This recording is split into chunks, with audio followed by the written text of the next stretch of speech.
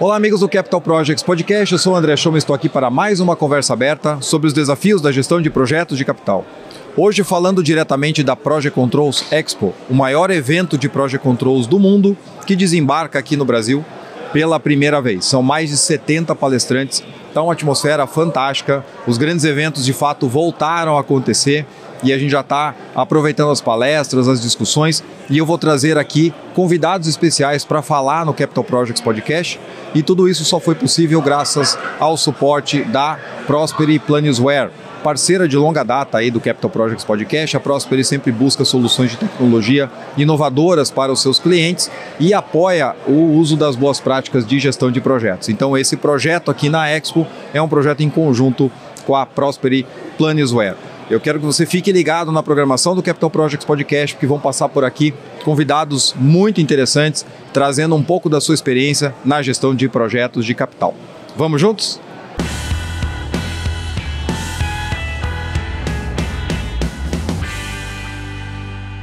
E vamos para mais uma conversa aqui do Capital Projects Podcast, diretamente da Project Controls Expo.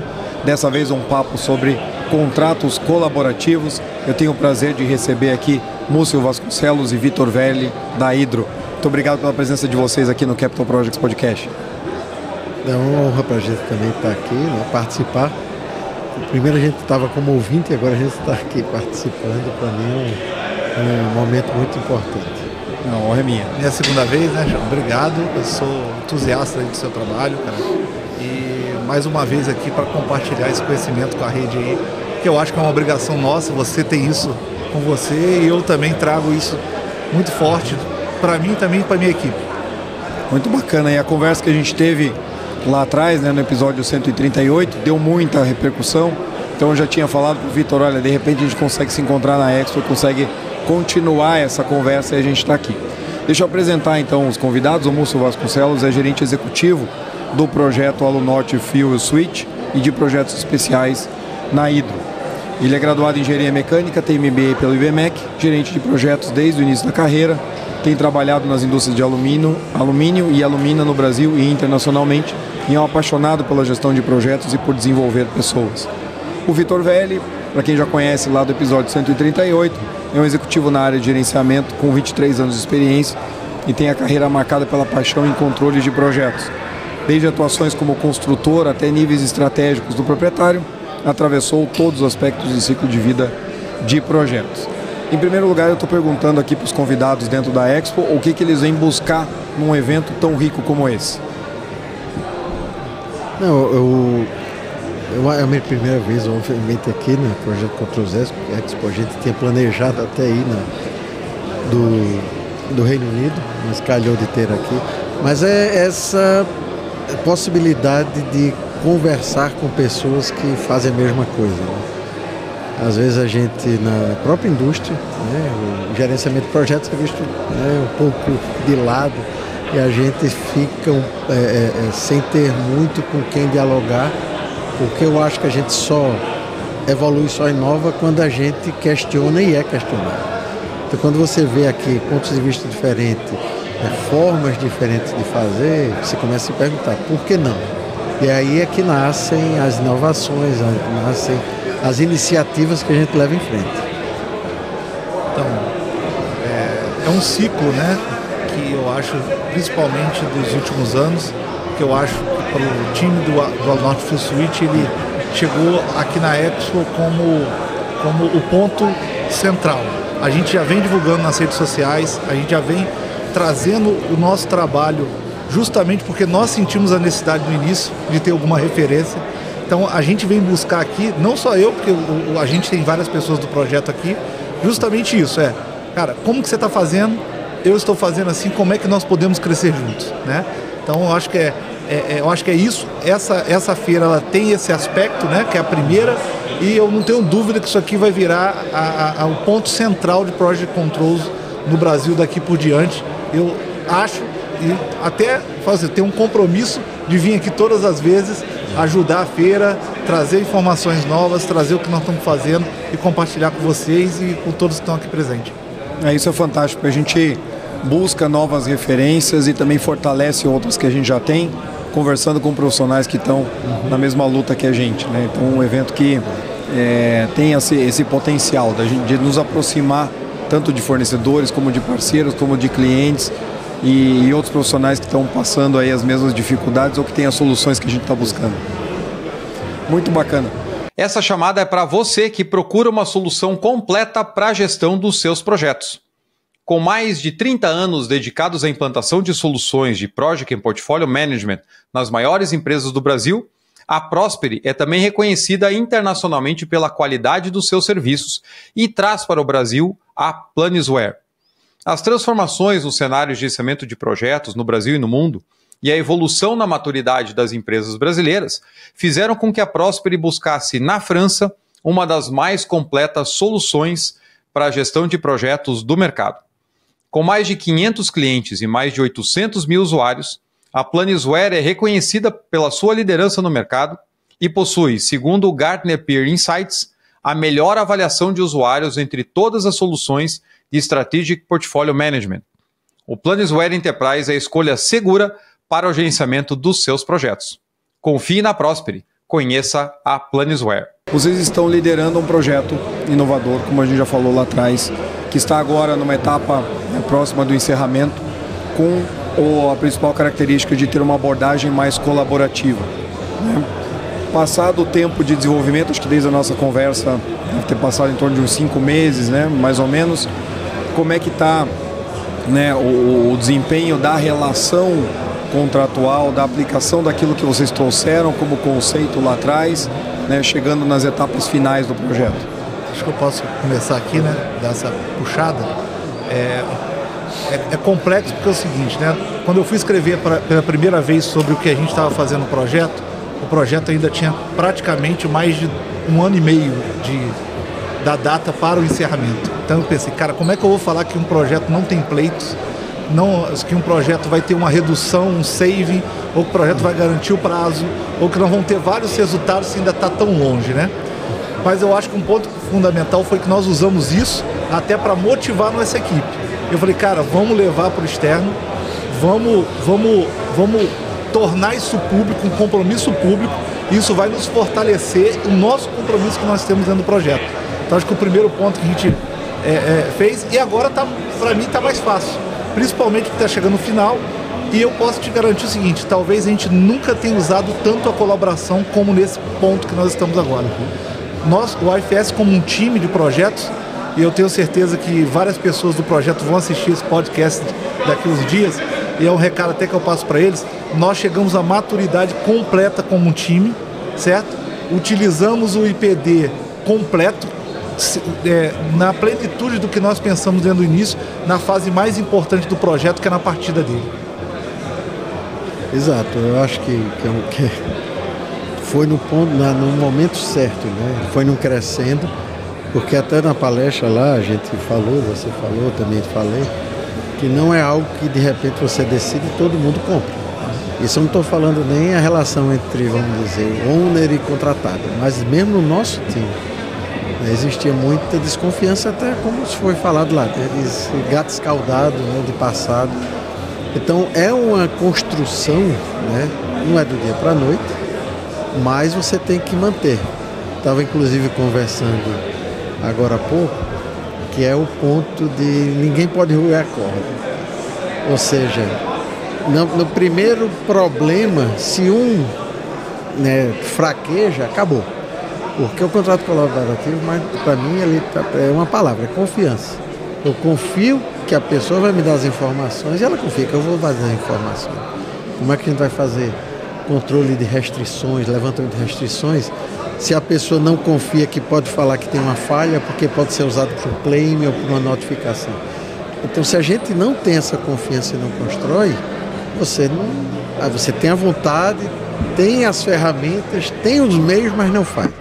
Então, eu acho que, como o Vitor falou, foi um trabalho de construir dentro do time, né, resistir às pressões de fora, seja de cima, seja dos lados, de baixo, né, de ter uma atitude diferente, e aí os resultados estão mostrando que a gente estava certo. Que essa forma traz resultados, não é teoria, não é como a gente fala, a gente tem falado muito em PD em vez de contrato colaborativo, porque já falaram, vocês estão falando de contrato amigável, eu disse, calma, não é amigável, é colaborativo, é diferente, ou seja, é confiança, é uma parceria diferente, onde você confia, cada parte confia na outra, né, e a gente testa isso nos limites, mas mantendo o que a gente fala, o que a gente prega, aí essa confiança vai aumentando e aí como você falou, né?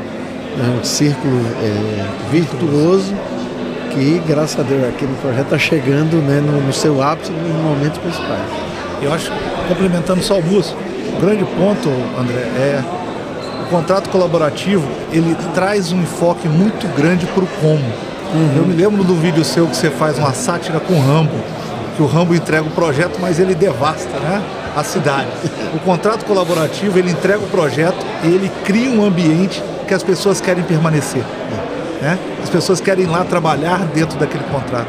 Nós recebemos mais de 35 visitantes, entre várias empresas, inclusive, já falei lá para o próprio Maurício, a Deloitte está convidada, a gente faz questão de levar pessoas lá para justamente ter uma experiência, porque eu não consigo passar essa experiência nas palestras ou no podcast, tem muita coisa que é vendo lá ao vivo. O próprio Hélio da Endesa falou, eu chego lá, às vezes eu não acredito que aquilo ali é uma reunião de fim de dia que vocês estão discutindo problemas de produção, né? E o importante nisso, Vitor, é as pessoas verem hoje e aí vão dizer, poxa, parece simples, mas não é. Vocês foram numa reunião há 1 ano e meio atrás, não era assim. Mas é a persistência, o foco e principalmente acreditar. Se você acredita e mantém, né, o que você fala, você consegue. Se você, primeiros problemas, você abandonar e acabou-se. Então, já era. E como conseguir bancar essa ideia lá no começo? Né? Porque toda inovação ou mudança da maneira que a gente está acostumado traz esse ponto. Né? Como é convencer os stakeholders de que, olha, a gente acredita que a gente precisa fazer uma mudança aqui e não vai ser tão fácil para todo mundo entender. A gente passamos aí, né, o Vitor vendo algumas reuniões, algumas pressões, mas a gente sempre colocou nossa confiança, nossa crença de que ia dar certo e mostrando por quê. O Vitor desenvolveu os cronogramas, todo o planejamento muito bem estruturado, e a gente mostrava, está aqui, ó, a gente está no caminho certo, está tendo esses percalços, mas a gente vai chegar lá. E o próprio comportamento, vamos dizer, a gente está falando especificamente aqui da nossa contratada, começou a mostrar isto também, né? Como é que você faz isso? Por exemplo, tem problemas que foram feitos e isso precisa ser corrigido. Não se entrava em discussão, mas eu vou mandar então a carta, você responde com um pleito. Era feito, né?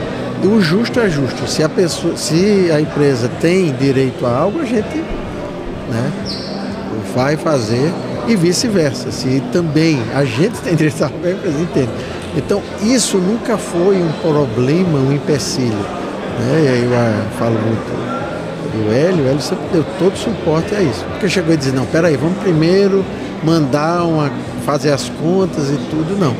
Mas você vê, né? A gente apresentou aqui, né, quem infelizmente não teve a oportunidade de estar presente, mas os resultados, né, para contratado, resultados expressivos, né, e financeiros inclusive, né, de rentabilidade, que mostra que essa abordagem, ela é ganha-ganha. Isso é que eu acho que é o mais motivante de quando você vê, né? Saber que tem um resultado e todos ganham e todos saem bem. Quando você fez sua pergunta, né, eu estava aqui me recordando, né? Eu acho que um dos pontos fundamentais para a gente ter conseguido seguir em frente com o modelo foi que a gente não quis mudar nada que era crítico dentro da empresa. Então nós não pensamos em mudar o modelo de contrato, não pensei em mudar minuto de contrato. O que nós temos são 72 processos que a gente faz desde 2021. Esses 72 eles estão crescendo porque tem coisas que a gente não sabia antes que era necessário. E desde o primeiro processo, que foi avaliar o próprio perfil colaborativo dentro da Hydro, né? Então, aquela pessoa tem condição de ser o stakeholder principal dentro do processo. Então, isso foi perguntado. Outra coisa, em vez da gente mudar as minutos, que não fazer, vamos criar um adendo. Vamos fazer uma reunião de boas-vindas onde que as pessoas vão assinar uma ata de colaboração. Então, a adaptação para o nosso ambiente, ela foi crucial para quê? Para a gente não gerar uma desavença por causa de uma mudança tão disruptiva nos processos da empresa, onde a gente conseguiu trazer esse contrato dessa forma até agora, e eu acho que agora que vem um próximo ponto, né? Daqui para frente a gente tem agora subsídio o bastante para a gente realmente talvez dar o próximo passo, seja já adequar mais, talvez levar isso para os outros lugares, outros projetos dentro da própria empresa, tá? Então acho que isso é principal.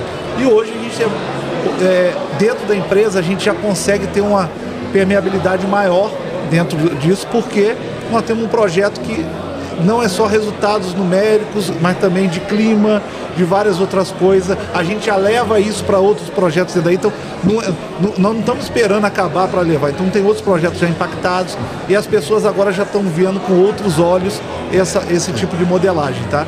Eu acredito muito que a evolução seria criar ali um ecossistema de projetos, tá? Para ir conseguir, não para todos, que eu acho que não é igual falando, é o tamanho do sapato, né? Então, não são todos os sapatos ali que a gente vai precisar fazer o modelo, mas eu acho que para projetos complexos, mega projetos que a Hydro vem a ter, para projetos que tenham envolvimento de vários players, eu acredito muito na modelagem, ela tem muito a crescer ainda dentro da própria empresa. Olha que bacana que isso vai criando um movimento que vai ampliando com os resultados, a confiança vai aumentando, a própria empresa de ver, olha, poxa, ali está funcionando bem. E um ponto que vocês trouxeram muito desde o início, e você apresentou na abertura lá hoje, moço, foi a questão do time, né? Ambiente de projeto sempre é mais complicado para o time, porque você tem pouco tempo para formar as pessoas ali, elas conhecerem como cada um trabalha. É um ambiente de grande pressão, e aí quando você tem contratos, você convive não só com o seu ambiente, a sua cultura, mas você está lidando diretamente com vários outros stakeholders. Meus amigos, eu não poderia deixar de parar aqui um pouquinho para te agradecer. O Capital Projects Podcast está completando 3 anos agora no mês de março. 3 anos daquele dia 17 de março de 2021, quando o primeiro episódio foi ao ar, e você está aqui comigo acompanhando essa jornada. Muita gente me acompanha há muito tempo, então eu quero te agradecer demais, porque isso era inimaginável quando o programa começou lá atrás. E tudo isso só é possível graças também ao nosso programa de membros. Se você ainda não é membro do nosso canal, vê valor nesse conteúdo e quer que ele continue chegando aí para você, eu te convido a fazer parte da nossa comunidade. Entre no link do Catarse, que está na descrição de todo episódio, e se associe. Nós temos planos a partir de R$5 por mês, onde você consegue contribuir para que o programa siga crescendo. Olha que bacana as gravações que nós fizemos na Expo, que você está acompanhando, no meio da muvuca, ali no meio do saguão. Então tem aquele barulhinho de fundo, aquele agito do evento ao vivo rolando.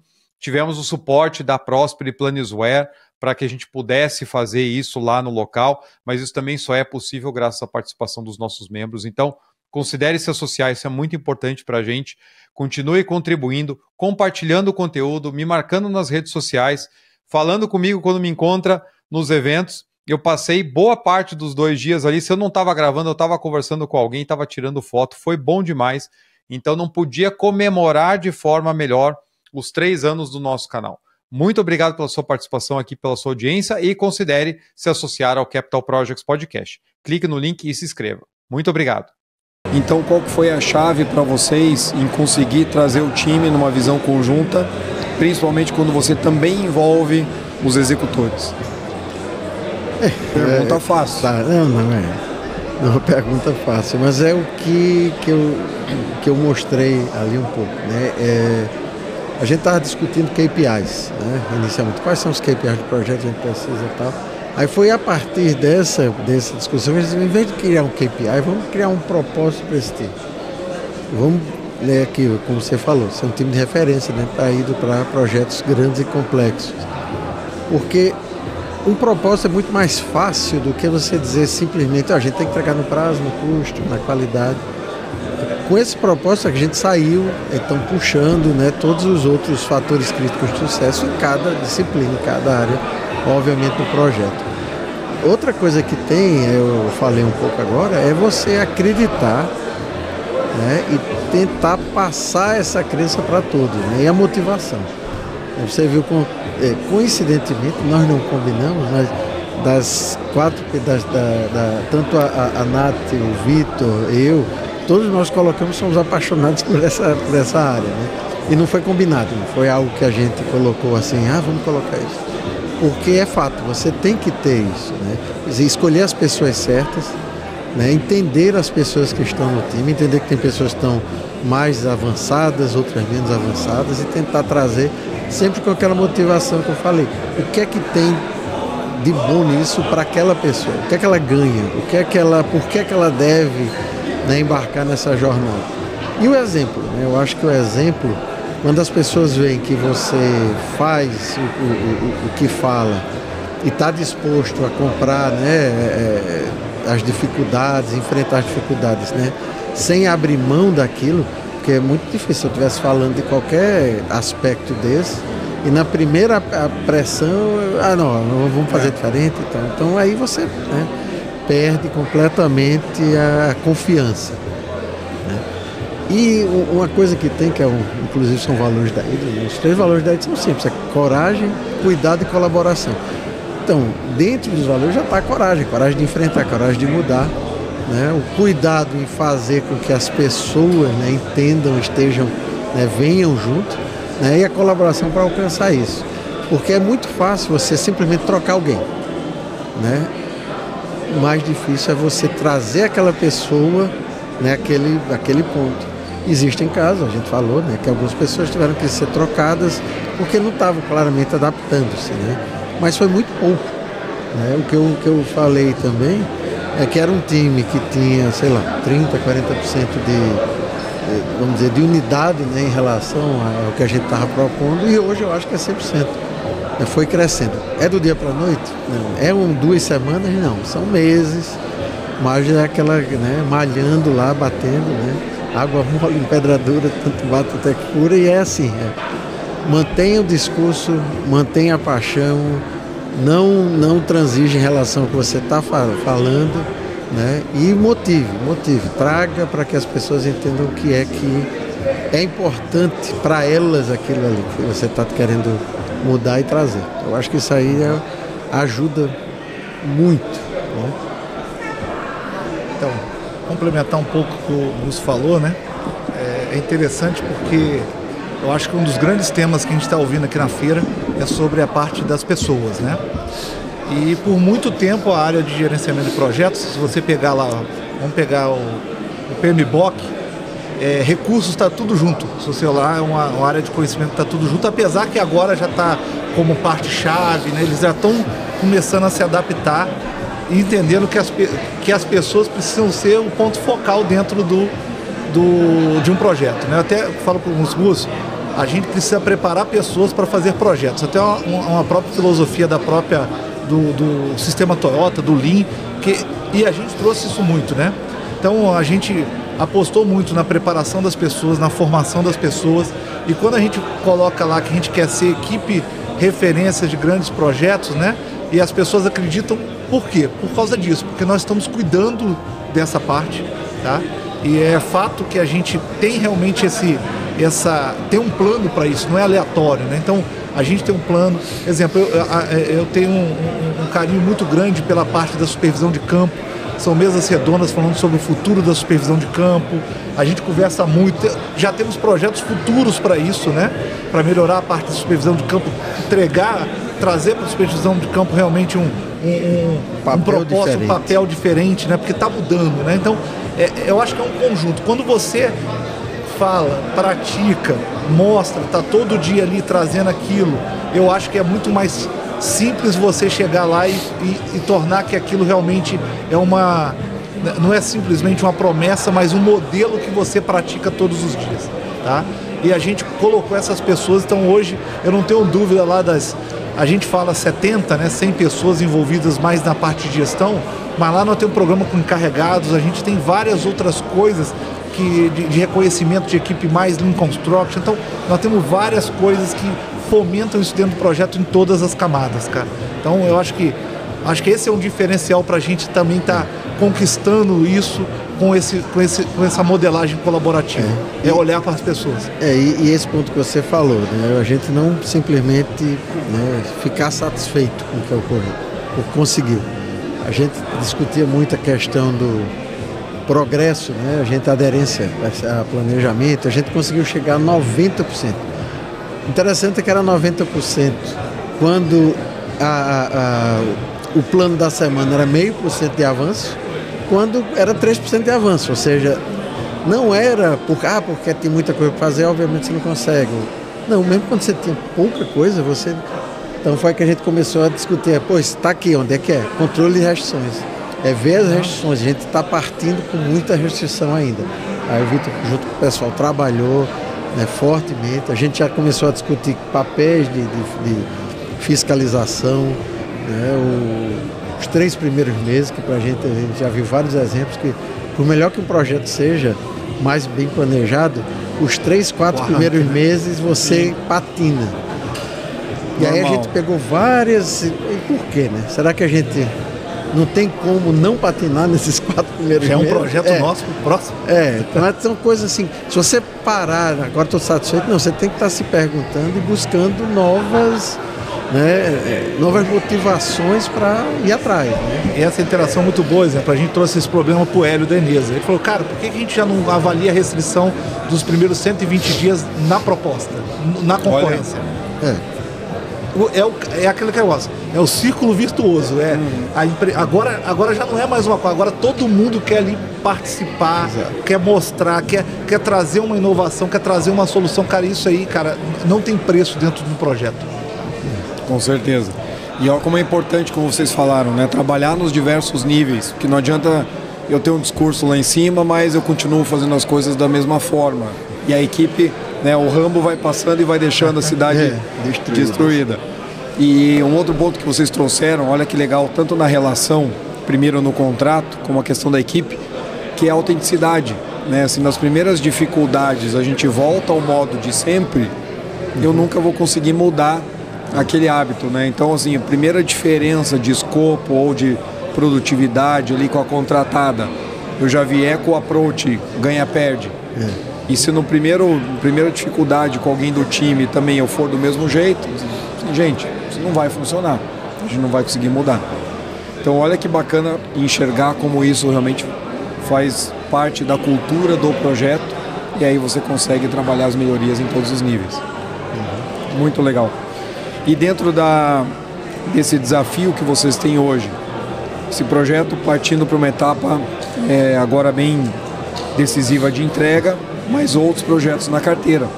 Aonde que vocês enxergam que estão os maiores desafios hoje para vocês no desenvolvimento e na implantação de novos projetos? Uma boa pergunta. Eu acho, né, a gente já discutiu isso, é manter o que a gente tem feito. Né? Hoje em dia o pessoal se preocupa muito, né, e é uma discussão que eu tenho, o pessoal foca muito em, quando a gente fala em novos projetos, ainda tem um conceito, tem uma ideia, tem um problema levantado, a primeira coisa que a gente tem que fazer é muita engenharia. Né? É importante a engenharia, mas isso é uma coisa que eu aprendi muito, né, desde as interações com o IPA, né, na época do FEL, quando eu comecei a descobrir esse mundo novo aí, né, que o foco de todo mundo é sempre engenharia. E o FEL, ele mostra que engenharia é 1/3, né, a situação, né, do local, engenharia e planejamento executivo do projeto.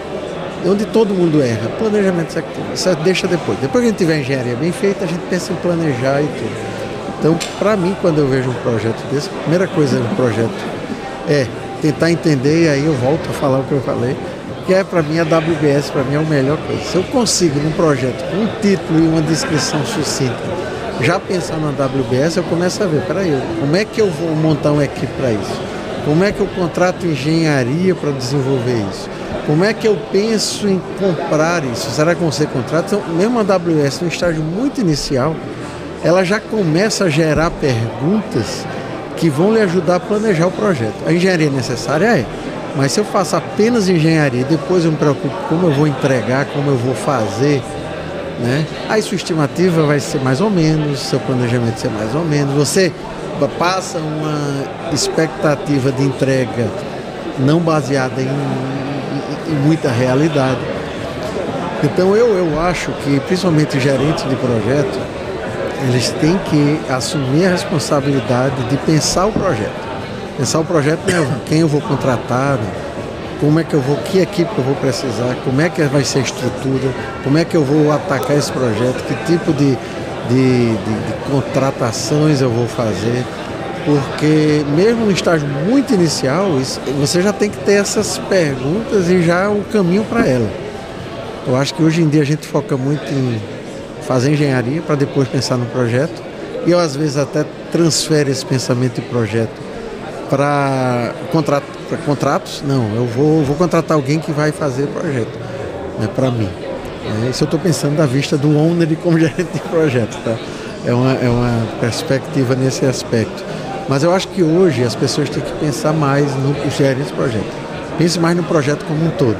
Não pense que você vai fazer um contrato aqui, depois contratar engenharia, depois contratar. Estruture o projeto, faça o WBS, comece o planejamento. Porque, e eu vi estudo do IPA também, né? Eu tive a sorte de estar num grupo que foi trazer o conceito todo do front-end load, então a gente teve participações muito intensas com o pessoal, e eu vi vários estudos. Um deles que eu vi foi isso: poxa, eu faço o FEL e mesmo assim meu resultado é ruim. E em geral é porque você não faz. Você acha que faz, você diz que faz, você faz relatórios que faz, mas você de fato não faz. E o principal erro, o maior ponto de falha em projetos é na parte do Project Execution Plan. Se você não planeja, e não planejar não é fazer cronograma, né? Você dificilmente vai ter um projeto de sucesso. Por melhor que seja a engenharia, né? Por mais que você desenvolva engenharia básica, detalhada, o diabo é quatro. Visão integrada mesmo do empreendimento. Exatamente. Vou complementar aqui, que eu acho que o projeto ainda, apesar de já estar no fim, ele tem alguns desafios bastante relevantes. Vai ser a primeira vez que a gente vai ver o comportamento de um Integrated Product Delivery na entrega e comissionamento. Vai ser uma prova de fogo para a gente saber se o nosso processo do AWP começar com fim em mente vai entregar o resultado, tá? E são coisas ainda que nós vamos passar, entendeu? Então eu acho que os próximos 5 meses ele promete ainda muitos insights, né? muitos aprendizados, e realmente a gente consolidar como um todo, né? Esse projeto, né, que a gente tinha de inovação dentro do projeto Northfield Suite. E eu tenho uma expectativa muito boa. Até falo para o meu pessoal lá que o que foi feito por trás dessa preparação para esse final, né, foi a primeira equipe que a gente mobilizou, foi a equipe de comissionamento partida no projeto. Foi mobilizada no FEL 2. Tá? Então, é outra coisa que nós temos que comprovar se realmente o que o IPA traz, vários outros institutos trazem, realmente fazem sentido fazendo o projeto. Nós já estamos colhendo os frutos. Nós temos um processo extraordinário de comissionamento e Operation Readiness, não é só comissionamento, tá? O Operation Readiness tem que surtir efeito, então planos de comissionamento, planos de partida, spare part, inventário, 27 mil horas de treinamento, então, tudo isso agora que foi construído de forma colaborativa, cooperação e manutenção, porque a gente trouxe só alguns players aqui, né? Nessa modalidade, né, que a pessoa pensa, o contrato colaborativo não é uma entidade, é um processo que você utiliza para entregar projetos, tá? E agora a gente coloca outros players no jogo que entraram no início e voltam agora, então eu acho que ainda tem muito ainda, voltando para a sua pergunta, para a gente ainda avaliar e seguir em frente quanto a isso. E sobre a parte de transição, a gente já vem fazendo. Tem profissionais nossos que já estão indo para outras áreas, a gente já está levando o que a gente conseguiu aprender para outros projetos da própria Hydro, tá? Dentro até de outras empresas dentro do grupo Hydro, né? Na Albras, né? E aí nós temos isso, continuamos recebendo pessoas de fora de outros projetos, tá? Para compartilhar isso, mas eu acho que ainda tem muito desse caminho ainda e a gente tem pensado muito nisso. Só complementando, Vitor, quando a gente, quarta-feira, teve um jantar de premiação do processo da Hydro, de geração de ideias, implementação de projetos, o Conecta, né, que é principalmente para o pessoal mais operacional. Eles trazerem, serem premiados é fantástico. A turma fica, né? E eu falei com o gerente sênior de uma das áreas, né, que a gente está, que é do calcinador. Cara, eu fiquei... o que é que eu senti? Eu senti o seguinte, o equipamento é meu, o equipamento não está com você, é meu, é nosso.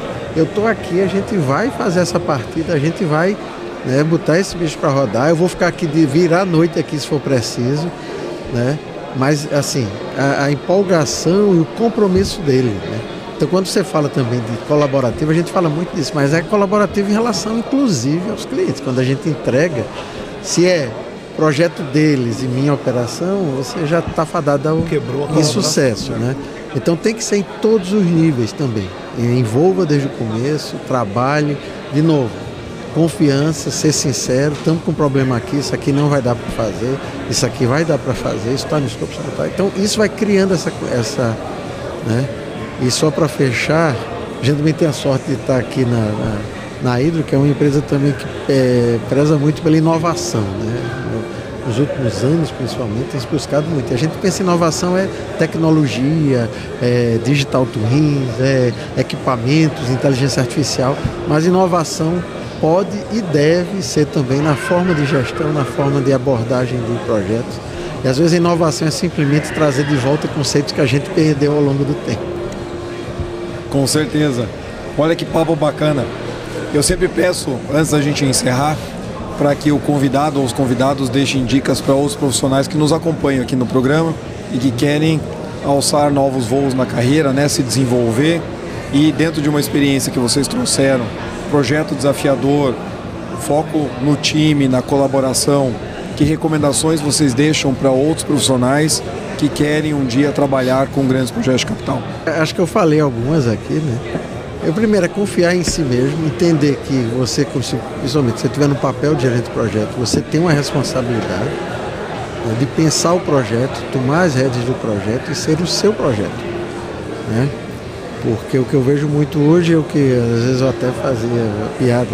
Pessoal, vocês querem ser jockeys de documentos, porque o gerente de projeto não pode ser um cara que pega documento e sai, entrega na mão de um, depois pega e entrega na mão de outro. Não, ele tem que pensar o projeto e tentar transformar aquele pensamento em ação, né? E quando você pensa o projeto é em todas as esferas, né? Porque o gerente de projeto não pode ser só vejo engenharia, ele tem que olhar todo e trazer para perto de si aquelas pessoas que provavelmente e que devem conhecer mais daqueles assuntos que você, né? Se você se intimidar porque fulano é muito bom, né? Você vai estar perdendo. Uma vez eu fiquei responsável por um projeto, né, em que eu era pelo menos 15, 20 anos mais novo do que a equipe que estava comigo. Só fera. E teve uma hora que eu fiquei muito apreensivo, que eu disse, pô, esses caras sabem muito mais do que eu, né? E isso levou a uma certa imobilidade, até o momento em que eu disse, eles podem ser melhores do que eu, mas eu estou nesse papel, fui colocado e cabe a mim fazer isso acontecer. E às vezes acontece isso, a gente fica um pouco inibido de talvez trazer pessoas que saibam mais do que a gente. Mas, cara, você aprende, você cresce e você entrega no final. Isso é que eu acho importante, que a gente tem que pensar. E aquilo que eu falo sempre, se tem um conselho que eu der, faça uma WBS bem feita. Não é WBS engenharia, compras, não, é WBS. Eu vou entregar uma xícara aqui, o que é que tem para enxergar a xícara, tem que fazer isso, tem que fazer. Pega o seu produto final, seu entregável, que você vai entregar, o que vai ser ativado, né? Porque geralmente é CAPEX, então vai ser um ativo. E venha de trás para frente. Como é que eu chego nele? Como é que eu quebro? Quanto mais você quebrar o projeto, quanto mais você quebrar a WBS, o planejamento e a estimativa, aí você tem controle. Se você faz um sacão de dinheiro ou barras, milestones e achar que você vai chegar em algum lugar, você não vai chegar. Bom, Vamos lá. Acho que eu vou aproveitar para ser bem específico com o tema da feira, vou falar um pouco sobre algumas coisas que eu penso sobre Project Controls, principalmente daqui para frente, né? Mas eu vou iniciar principalmente com o tema que nós trouxemos aqui. Eu acho que todo mundo é capaz de colaborar, transformar o ambiente em um ambiente colaborativo, mesmo dentro do contrato tradicional. Ponto. Eu não acho que precisa ficar preso a um modelo, ou uma minuta, alguma coisa para você querer essa transformação. Não tenha medo de errar. Pode ser que no primeiro você volte atrás, no momento de crise você volte, mas exercite com o seu time essa capacidade de colaborar. Agora, específico para controle de projetos, eu acho que foi tema de várias pessoas aqui que trouxeram na feira. Eu acho muito importante duas coisas, né? Eu acho que a evolução da parte de Project Controls, principalmente na parte de gestão de tempo, ela é voltada para olhar mais fluxo.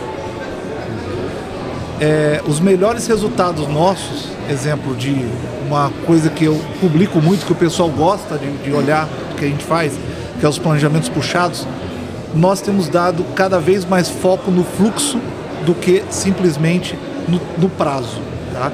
O prazo ser uma consequência. Então você modelar o seu pacote em partes muito parecidas, a padronização, e olhar o fluxo.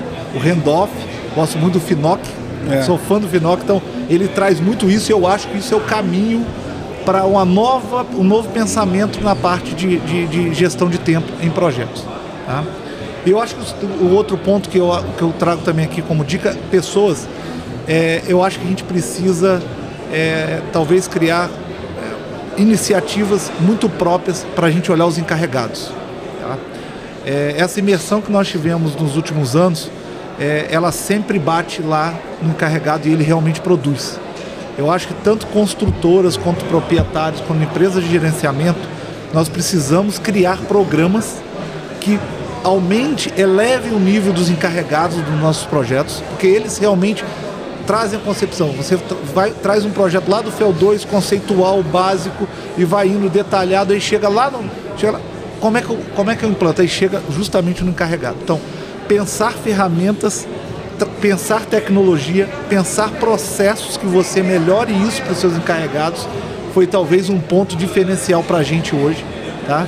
E eu acredito muito e vou praticar isso talvez daqui para frente muito mais do que antes, que é um foco voltado para esse profissional que realmente é o que está lá no chão de fábrica, que realmente agrega o valor final. Ele é o last planner, né? Exatamente, ele é o last planner. Então ele é o cara que agrega o valor final de tudo que foi pensado.